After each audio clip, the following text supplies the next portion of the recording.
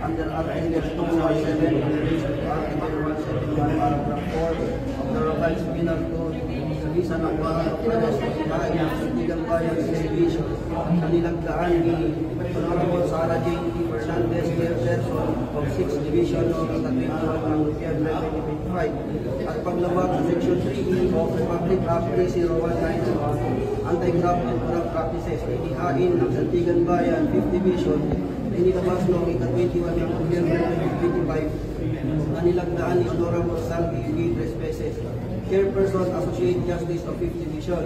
Ikaw ay may karapatang manahimik o pagsawalang tibo. Anumang iyong sasabihin ay maaaring gamitin pabor o laban sa iyo sa anumang hukuman. Ikaw ay mayroon din karapatang makuha ng tagapagtanggol na iyong pinili. At kung wala kang kakayaan ay ito ay pagkakalot ng pamahalaan. Ikaw ay may karapatan din kumuha ng sarili mong doktor na magsasagawa ng isang presyong pisikal.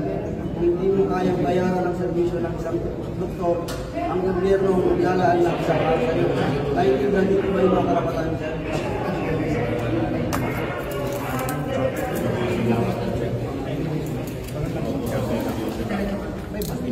Wala po.